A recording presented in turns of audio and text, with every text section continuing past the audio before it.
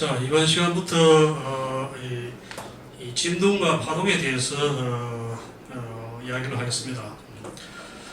그래서 이 진동과 파동은 우리가 일반 생활에서 많이 접해 보는 그러한 물리 현상입니다. 그래서 이걸 하기 전에 일종의 이 서머리를 진동과 파동에 관련돼서 어떤 내용을 할 것인지에 대해서 대략적인 이 개괄적인 내용에 대해서 이야기를 하도록 합니다. 그래서 제목이 진동과 파동이니까 우선 진동을 배울 것인데요. 진동 현상이 생기는 이유는 이 복원력이 존재하기 때문이에요. 그래서 원래대로 돌아가고자 하는 그러한 힘이 존재해서 원래대로 돌아가면 다시 또 이것이 또 이 원래 지점을 벗어나가지고 다시 또 반대쪽으로 또 복원력이 작용하고 이런 식으로 하다 보니까 반복적인 운동이 됩니다. 그래서 이번 학기에는 세 가지 경우에 대해서 이 진동 현상에 대해서 알아보도록 합니다. 첫 번째 단진동. 단진동은 스프링 운동입니다. 스프링이 이 복원력에 의해서 이 진동하는 그런 현상을 우리가 단진동이라고 하고요. 그래서 그 원인은 스프링의 복원력 때문에 이 반복적인 운동이 발생한다 하는 얘기죠. 그 다음에 단진자 운동은 줄에 어떤 물체를 매달면은 원래대로 돌아가고자 하는 이 복원력이 그 무게죠. 무게에 의한 원래대로 돌아가고자 하는 이 복원력이 존재하고 이쪽으로 다시 또 이쪽으로 돌아가고 하잖아요. 그래서 이 사이를 반복적으로 운동하는 이런 것을 우리가 단진자 운동이라고 합니다. 그 다음에 물리진자라는 것은 뭐 어떤 물체를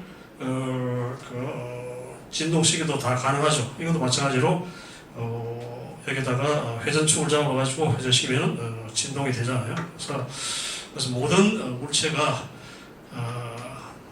어떤 회전축을 잡아서 약간 평행 위치에서 놓으면은 원래대로 돌아가는 어떤 복원력이 발생하죠. 무게죠. 무게 때문에 원래대로 돌아가는 그런 힘이 존재하고, 그것이 복원력에 의해서 물체가 반복적인 운동을 하는 이러한 것이 이제 물리진자입니다. 자, 그래서 진동 현상에 대해서는 이 세 가지에 대해서 단진동, 단진자, 물리진자에 대해서 이야기하도록 합니다. 다음에 파동인데요. 파동이 발생하는 것은 결과적으로 어떤 외부의 에너지에 의해서 물론 발생합니다만은 그것이 이제 에너지가 그것이 전달되는 현상이죠. 그래서 한 지점에서 에너지가 다른 지점으로 전달되는 현상을 우리가 파동이라고 합니다. 자, 파동은 두 가지 종류가 있어요. 역학파와 전자기파가 있습니다. 그래서 이번 학기는 역학 과목이니까 역학파에 대해서만 이야기하도록 하겠습니다. 그래서 역학파라는 것은 어떤 역학적인 힘에 의해서 매질의 입자들이 진동하고 그 진동 에너지가 주 입자에게 전달되어 공간적으로 에너지가 전달되는 현상을 우리가 파동이라고 합니다. 우리가 흔히 볼 수 있는 것이 물에다가 돌을 던지면은 이 돌의 역학적 에너지가 물 분자한테 전달되고 이 물 분자가 에너지를 받아가지고 움직이죠. 움직인 그것이 이 주위 물 분자한테 전달되고 해가지고 수면파가 발생하죠. 뭐 그런 거라든지 우리가 말을 하면은 공기 분자를 떨리게 만들어가지고 결과적으로 그 떨림이 공기 분자들, 옆에 분자들 이렇게 전달해서 에너지가 전달하는 음파라든지 뭐 지진파라든지 수면, 현의 진동 이런 것들이 역학적 에너지에 의해서 매질을 이루는 원자나 분자에서 그 에너지가 한 곳에서 다른 곳으로 전달되는 현상, 이걸 갖다 우리가 역학파라고 합니다. 반면에 전자기파는 우리가 이번 학기에 이야기하지 않겠습니다만은 전자기파라는 것은 하전 입자, 전기를 띤 전자라든지 뭐 이러한 전기를 띤 그러한 입자들이 진동하기 때문에 가속운동 또는 감속운동 하면은 그 주변에 전기장하고 자기장이 만들어지고 이 전기장, 자기장이 엇갈려서 나타나가지고 결국 그 에너지가 공간적으로 전파되는 그런 현상입니다. 그래서 막스웰 방정식으로 설명이 가능한데요. 어쨌거나 이 역학파하고 전자기파의 이 가장 다른 점은 뭐냐면은 역학파는 매질이 있어야죠. 매질이 매질을 이루는 입자들이 그 에너지를 한 곳에서 다른 곳으로 전달시켜야 되니까 매질이 꼭 필요합니다. 반면에 전자기파는 매질이 필요 없죠. 그래서 화재 입자의 진동에 의해서 전기장, 자기장이 만들어지니까 그래서 그 매질이 필요 없어요. 그래서 태양에서 만들어진 빛 에너지가 태양과 지구 사이의 진공 아무도 없는데도 매질이 없는데도 불구하고 도달이 되잖아요. 그래서 이러한 전자기파는 전달되는 데 있어서 매질이 필요 없다는 것이 이 역학파하고 완전히 다른 그런 것이라고 할 수 있습니다. 그래서 이 전자기파는 우리가 일상생활에 굉장히 많이 사용하고 있죠. 뭐 감마선이라든지 엑스선이라든지 가시광선을 우리가 물체를 보는데 사용하고 있고 마이크로파, 라디오파 이런 것들이 전부 다 전자기파고요. 그래서 이 전자기파들은 일상생활에서 우리가 많이 사용하고 있습니다. 그렇지만 5분 학기에는 역학 시간이니까 역학파에 대한 것만 이야기하도록 합니다. 그래서 아까 이야기했다시피 수면파라든지 음파, 지지파 이런 것이 역학파이고 이 전자기파는 하전 입자가 진동함으로써 이 전기장하고 자기장이 만들어져 가지고 이것이 공간적으로 전파되는 그런 현상입니다. 그래서 감마리라든지 엑스레이 그리고 가시광선 영역이 있고 마이크로파, 라디오파 이런 것들이 이 전자기파로 우리가 일상생활에 많이 이용을 하고 있습니다. 자, 다음에 이제 이 파동들이 이 중첩 서로 합쳐졌을 때 일어나는 현상들에 대해서 우리가 배우겠습니다. 그래서 그 세 가지 경우, 그래서 첫 번째가 간섭 현상이고, 두 번째가 정지파 발생이고, 세 번째가 맥놀이 현상. 그래서 이 파동이 합쳐진 게죠. 합쳐져 가지고 그것이 이제 예를 들어 가지고 세기가 커진다니 작아진다니 이런 식으로 될 수 있으니까요. 그래서 파동의 중첩 현상 때문에 일어나는 현상에 대해서 이야기하도록 하겠습니다.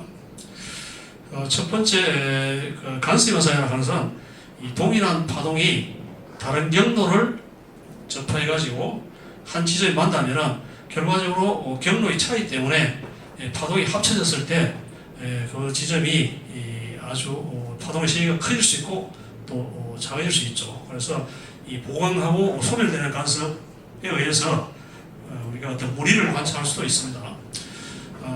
길가에 있는 얇은 물웅덩이에 기름이 떠 있으면은 위에서 이제 햇빛이 비치니까 그것이 간섭 현상 때문에 이러한 아름다운 무늬를 볼 수 있게 하는데요. 그것이 간섭 현상 때문에 그렇습니다. 그래서 이 두 파동이 경로를 달리해서 어떤 지점에 도달했을 때 경로의 차이 때문에 그 지점이 아주 신호가 커질 수도 있고 작아질 수 있고, 그래서 보강되거나 소멸되는 그런 현상을 통해서 우리가 무늬를 관찰할 수 있는 이런 것을 우리가 간섭 현상이라고 합니다.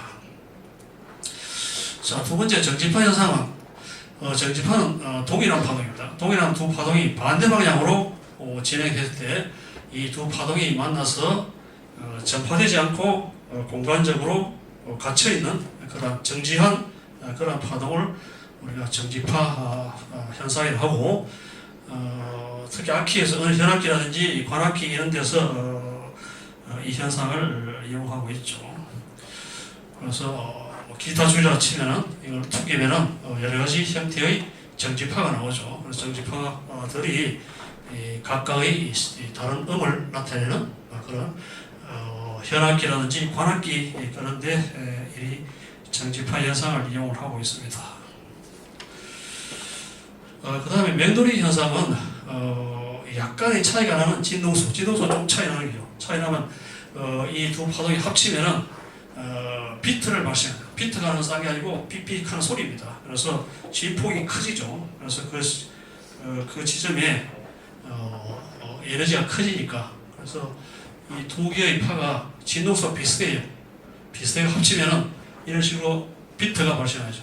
최고 지점에 이제 소리가 삑삑 하니까 그래서 비트가 발생하는 이러한 현상, 이걸 갖다 우리가 맥놀이 현상이라고 하고, 이 비트가 1초 동안에 어느 정도 나타나느냐 하는 것은 두 파의 진동수, 진동수에 대해서 또 이야기하겠습니다만, 정의라든지 이런 이야기했습니다. 자, 진동수의 차에 해당되는 그러한 숫자로 맥놀이를 우리가 관찰할 수 있다. 그죠? 그래서 이 세 가지 현상, 파동이 합치짐으로써 나타나는 세 가지 현상인 간세 현상, 전지파, 맥놀이 현상에 대해서 이야기를 하도록 합니다. 자, 다음에 이제 이 도플러 현상입니다. 도플러 효과는, 자, 도플러 효과는 우리 일상에서도 많이 관찰이 됩니다. 우리가 길에 서 있을 때 구급차가 지나가면은 구급차가 다가올 때는 고음으로 들려요. 진동수가 큰 것으로 들리고 지나가면 저음으로 들려요. 진동수 작은 것으로 들려요. 그래서 이런 현상이 이제 도플러 효과인데요. 자, 그래서 도플러 효과가 원인이 뭐냐면은 음을 내는 것이죠. 스피커 이런 것들요.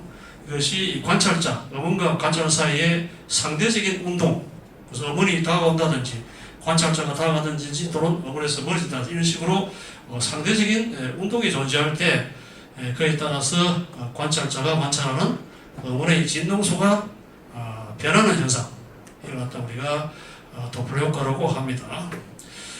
도플러 효과는 특히 병원에서 많이 이용하는데요. 가장 여러분들이 흔히 접해볼 수 있는 것이 태아간병. 태아가 있으면 태아의 심장 박동을 갖다가 정상인지 아닌지를 관찰하는데 총파를 사용할 수 있습니다.